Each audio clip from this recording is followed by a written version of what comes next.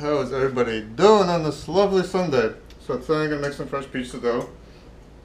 Got a cup of warm water here. It's about 100 degrees Fahrenheit. I do have a thermometer.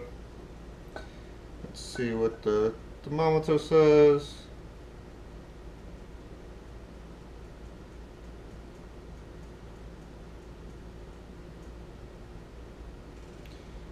Yeah, it's about on 99, so it's about the right temperature for warm water for the yeast. So we're going to put the 1 cup of warm water into a bowl. We're going to do 1 tablespoon of active dry yeast.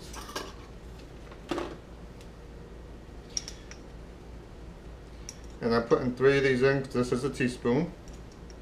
We need to proof the yeast. The yeast is going to take about 5 minutes to proof, and that just means, you know, getting all nice and bubbly. I can actually smell the yeast right now. We're going to do a tablespoon of sugar. So it's 1 cup of warm water, about 100 degrees Fahrenheit.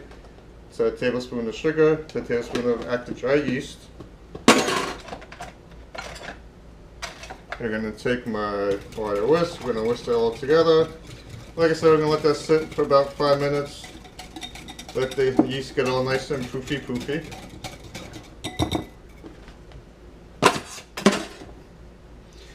Then in our sand mixer, we are going to add 2 1/4 cups of flour and 1 teaspoon of salt.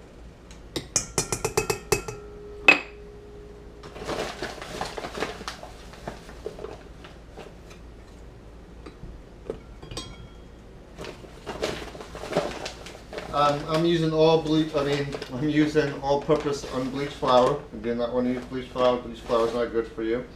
You can also use bread flour, that's fine too. But, you know, try to get unbleached. You can use whole wheat flour if you want to use the white flour. Nothing wrong with that. So we'll let this sit there for about 5 minutes. We're going to add our teaspoon of salt to the mixture.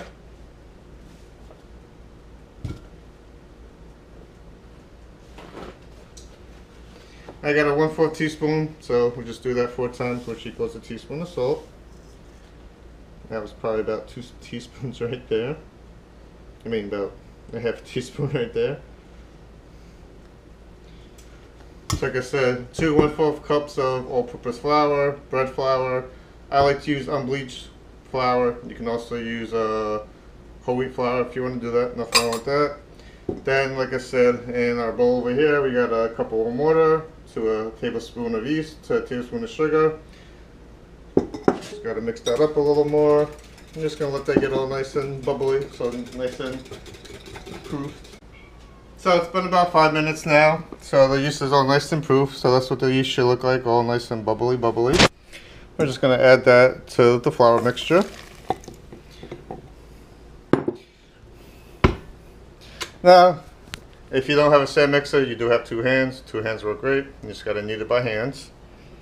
So we're just going to turn it on the very low, and we're just going to let the KitchenAid do its magic. And I hope everybody enjoys my channel. I hope we're having a great Sunday. I hope everybody's getting through all this craziness. We'll be fine in a couple weeks, so don't worry. Eat, get fat, and be happy.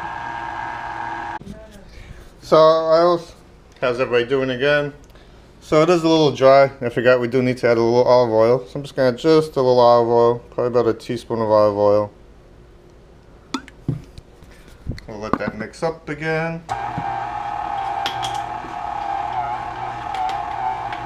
And that just forms into a ball. Also, that also prevents it sticking when you're letting the dough rise, because you don't need to let the dough rise for a couple hours after it's all mixed together. How's everybody doing? So pizza dough is all nice and ready to go. So that's what your pizza dough should look like. So now we're going to let that rise probably for about 2 to 3 hours until it doubles in size. Once it doubles in size, it's ready to go. I'm going to put a towel over it. I'm going to put this on my patio because it needs a warm spot. My windows in my kitchen, they suck. So I have a lot more sunlight on my patio. So like I said, I'm just going to put a towel over this. Towel, just like that. Gonna let that sit for about 2-3 hours in the sun, and then we'll make some pizza.